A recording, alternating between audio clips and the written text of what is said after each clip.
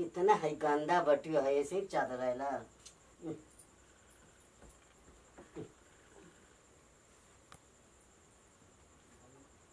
तकिया ऐसे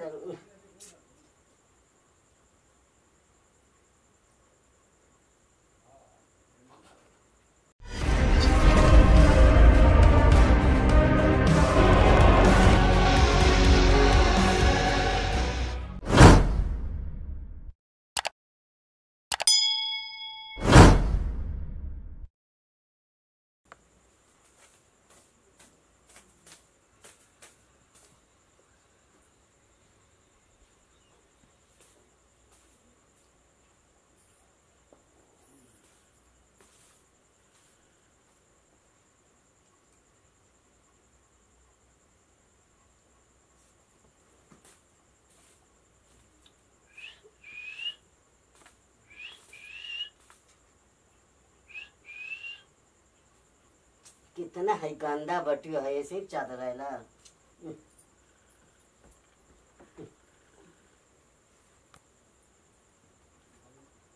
तकिया ऐसे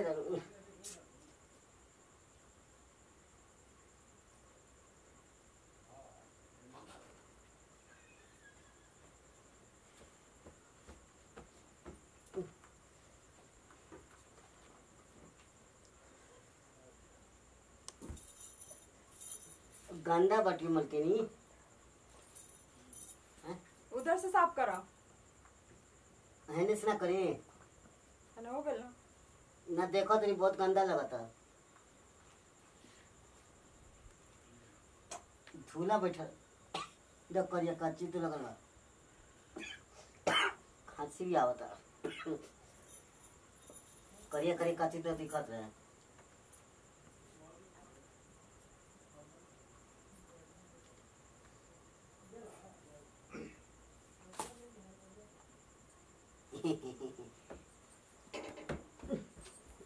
कितना गंदा लगा था।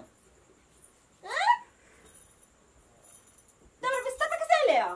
गंदा ना झाड़ी तो नीचे झाड़। अब बेडवा के झाड़ के तब ना नीचे झाड़ दे। तो बेडवा पे झाड़ पे कि सड़िया में झाड़ बे हमरे? तो सड़िया के नीचे बता उठाए ना सड़िया। कहाँ नीचे गंदा बा? तुम मोबाइल में लगल उड़ ऐसे से तो तारा थोड़े दिखी। तो मोबाइल में लगल मन तो हमके दिखत नहीं खे। मोबाइल ना दिखो तो है नीचे नहीं खेल दिखत। माई के कहला ना साफ करी चल जाई। साफ करे के बाद नीचे साफ करी का सड़िया में का घुसल आ तोड़े? सड़िया में ना जैसे गंदवा नीचे झाड़ दी तब झाड़ू देती। तो बोले चाहिए ना हट जा। तो काले रवा खिसिया तो इतना माई काय कर बोला तू ए मलकिनी है काची ह। देखो का लगल, देखो देखो फूलेला नहीं लगता है। मोटाइल बाड़ू हमारे फूलल भाई जल लाइन कट गई। ओ तो मजा दी धीर में ओए से काहे खिसे थोड़ी हो। ए पागल हो गए हुए का? चिल्ला तो का है तो हम बहुत खुश रखे।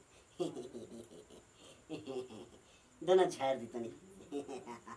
माई के कर बुलाबो तोरी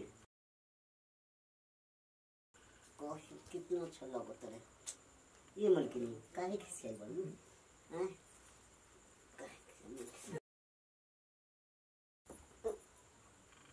क्या होता ना मलकिनी कुछ ना ना मलकिनी कुछ ना।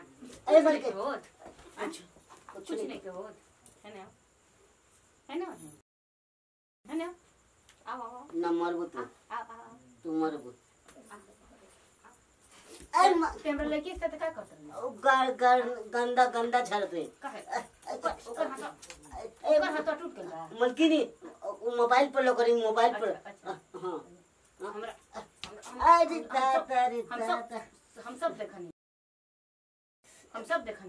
अरे निकाल दे तो रखे ना मलकिनी।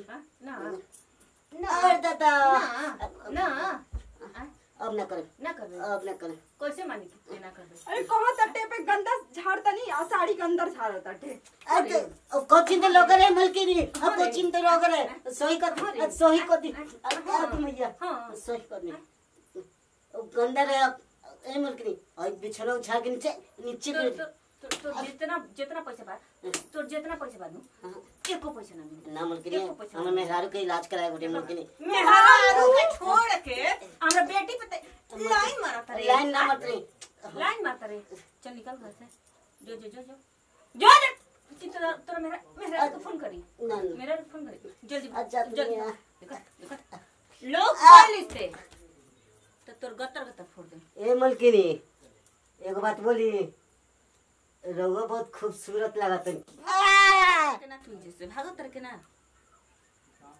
मना कहा कि सब आवतरसन घर के ना सही करे वाले रे दादा बताओ आवतरसन पहले काम नहीं खेलत ए मलकिनी तनी काम दे दी खाए के नाई के मेहरारू बीमार बिया आ जब काम मिल जाता तो अपन नौटंकी दिखाए लगा तरसन आ तोरा होश ना रहला रे हम आराम से सुतल नहीं आके ओमे घुसा ताटे साड़ी में कहा था कहीं गंदा बाटे जा तो तोरा आवाज ना देवेला हमरा के आवाज तो कपे से तन सुनेते ना रहला तुके लड़की के बोल्ट बन के रहे के चाहिए लोग जा हमरा के अब तुमका के चीर देतन चल चल भीतर चल